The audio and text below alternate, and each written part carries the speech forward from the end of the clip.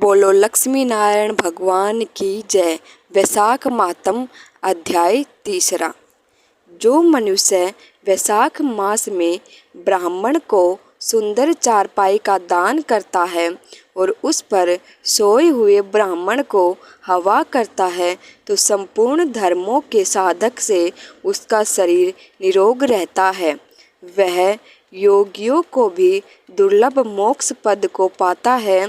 उसके पाप ऐसे ही जल जाते हैं जैसे अग्नि के स्पर्श से कपूर जल जाता है। उस पलंग पर ब्राह्मण के सोने से जीवन के जाने अनजाने पाप नाश हो जाते हैं। वह इस जन्म में सुखों को भोगता है और उसके कुल की भी वृद्धि होती है, यश और धैर्य मिलता है। उसके कुल में कई पीढ़ी तक कोई अधर्मी नहीं मिलता।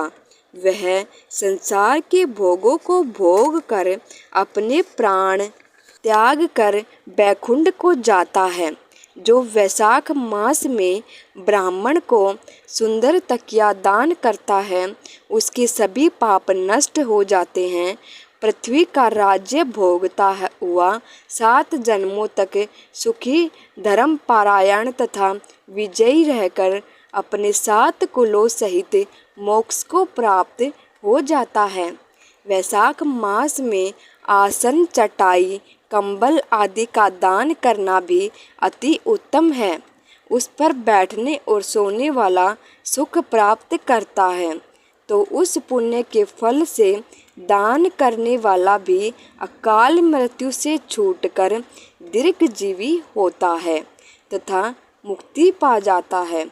जो मनुष्य गर्मी के कारण दुखी ब्राह्मण को पतले वस्त्र दान करता है वह चिरजीवी होता है।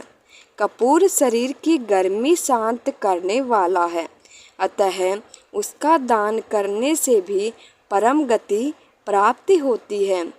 जो पुरुष ब्राह्मण को फूल और कुमकुम का दान करता है वह सार्वभौम राजा होता है।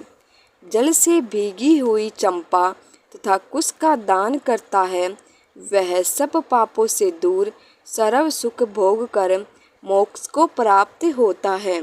जो मेष संक्रांति में केतकी और मल्लिका का दान करता है वह भगवान की आज्ञा से मोक्ष पद प्राप्त करता है। जो सुपारी, सुगंधित द्रव्य तथा नारियल का दान करता है वह 7 जन्म तक ब्राह्मण के घर में जन्म लेकर 7 कुलों सहित विष्णु लोक को प्राप्त होता है। जो ब्राह्मण के विश्राम के लिए मंडप बनाकर देता है उसको अत्यंत फल होता है। छाया मंडप बनाकर बालू गिरवाकर प्याऊ लगवाता है वह स्वर्ग का स्वामी होता है। जो रास्ते में बाग, तालाब, कुआं, बावड़ी, प्याऊ आदि लगवाता है मानो धर्म उसका पुत्र ही है। जो व्यक्ति शीतल पदार्थों जैसे नींबू का रस, मट्ठा तथा दही की लस्सी आदि ब्राह्मणों को दान करता है वह धनी और विद्वान होता है। चावल का दान करने से लंबी आयु मिलती है। शुद्ध गाय का घी दान करने से अश्वमेघ यज्ञ का फल मिलता है।